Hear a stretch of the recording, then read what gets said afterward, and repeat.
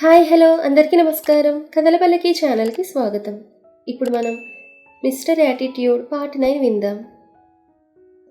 గాఢంగా ఆమె పెదవులను ముద్దు పెట్టుకుంటున్న శౌర్య పెదవులకు మధు కన్నీళ్లు వెచ్చగా ఉప్పగా తగిలేసరికి అతనిలోని మనిషి మేల్కొని ఒక్కసారిగా ఆమె పెదవుల్ని వదిలి దూరంగా జరిగి లేచి నిలబడ్డాడు.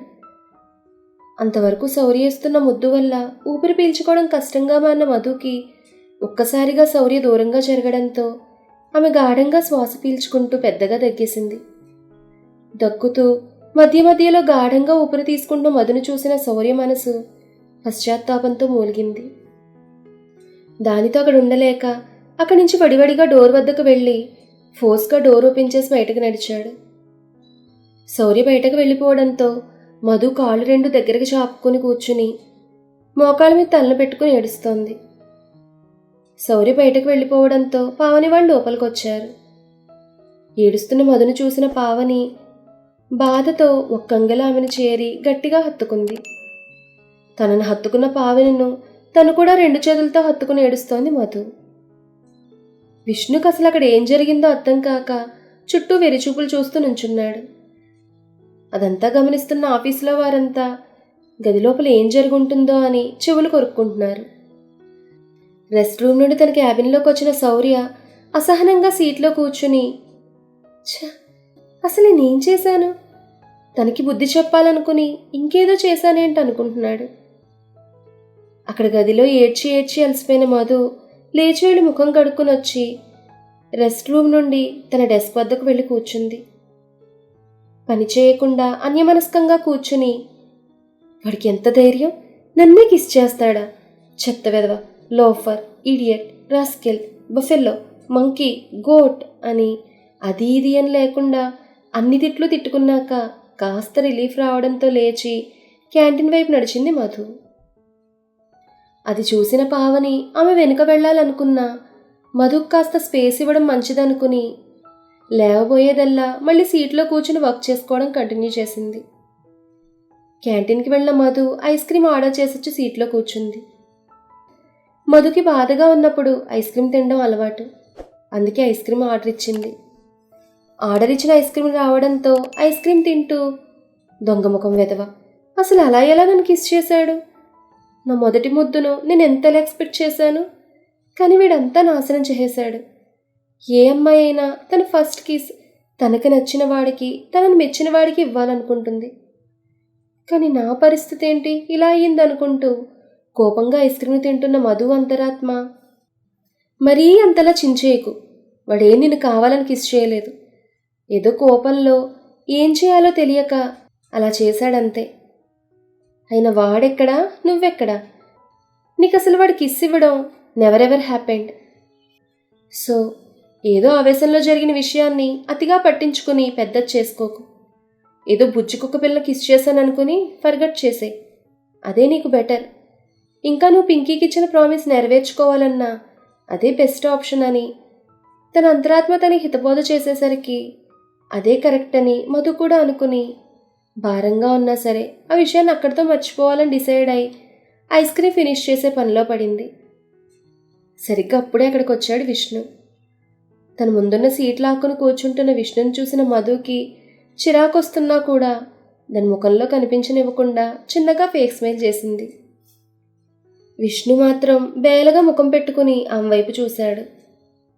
విష్ణు ముఖం చూసిన మధు, వీడికి ఏమైంది, గండు చీమలు కుట్టరాని చోట్ల కుట్టినట్టుగా వీడి ఫేస్ అని మనసులో తిట్టుకుంటూ, ఏమైంది విష్ణు గారు, ముఖం ఎందుకు అలా పెట్టుకున్నారు అని అడిగింది ఏమీ తెలియని దానిలా అమాయకంగా ఫేస్ పెట్టుకుని. అది ఇందాక మీరు ఏడ్చిన విషయం గుర్తొస్తే మనసు బాధతో విలవిల్లాడిపోతోందండి. అవును, ఇంతగా గదిలో ఏం జరిగింది, మీరెందుకు అలా ఏడ్చారు అని అడిగాడు క్యూరియాసిటీతో చూస్తూ. ఆ గదిలో జరిగింది నేనే మర్చిపోవాలని చూస్తుంటే వీడేంటి మళ్ళీ గుర్తు చేయడానికి ట్రై చేస్తున్నాడు, చెత్త వెధవ అని విష్ణుని తన మనసులోనే తిట్టుకుంటూ, అది వదిలేయండి, నేను మర్చిపోవాలనుకుంటున్నాను అంది ముఖాన్ని డల్గా పెట్టుకుని. అయ్యో సరే అండి, ఆ విషయం గురించి ఇంక నేను మిమ్మల్ని అడగను. మిమ్మల్ని ఆ విషయం అడిగి బాధ పెట్టడం నాకు కూడా ఇష్టం లేదు. అయినా నేను ఎప్పుడు మీ సంతోషం గురించే ఆలోచిస్తుంటాను. దానికోసం ఏదైనా చేస్తానన్నాడు పళ్ళన్నీ బయటపెట్టి నవ్వుతూ.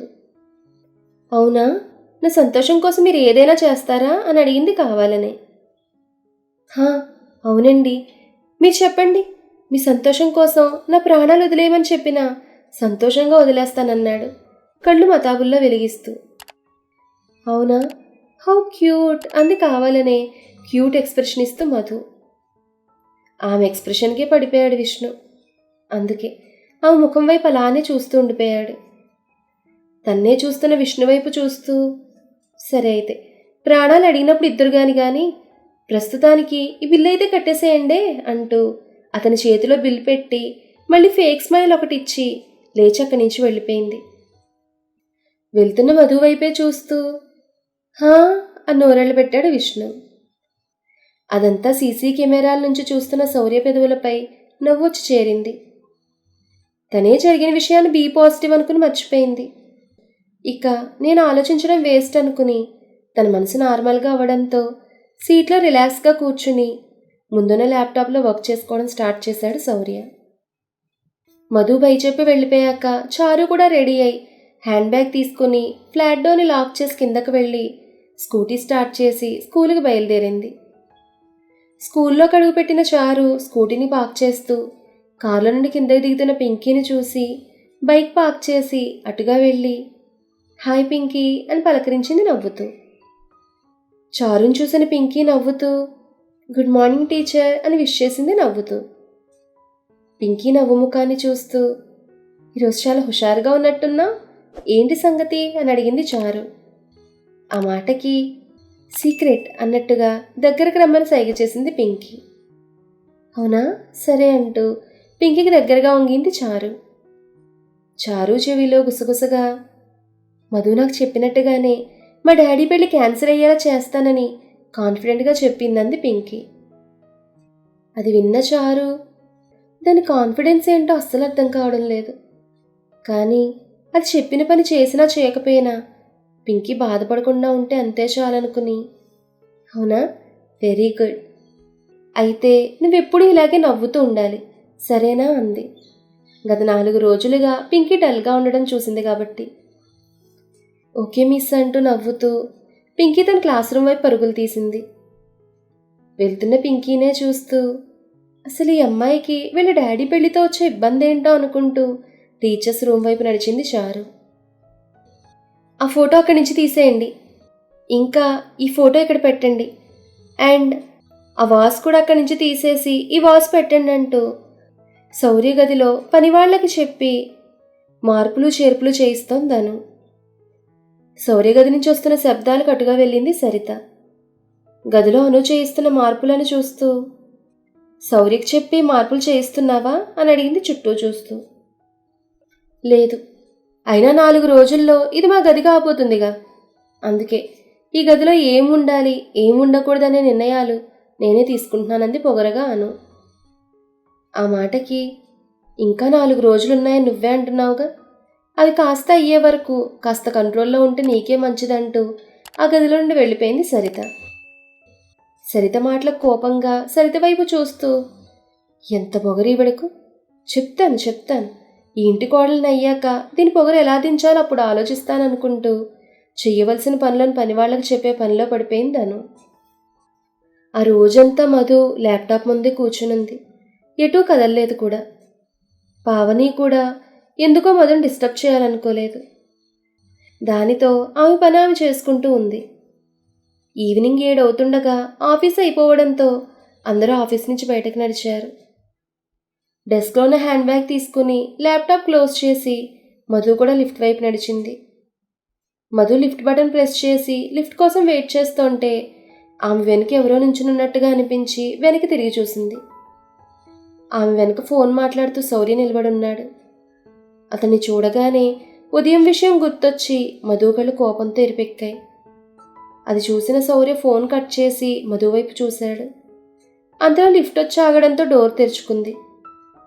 దాంతో మధు లిఫ్ట్లోకి వెళ్ళి నుంచుంది.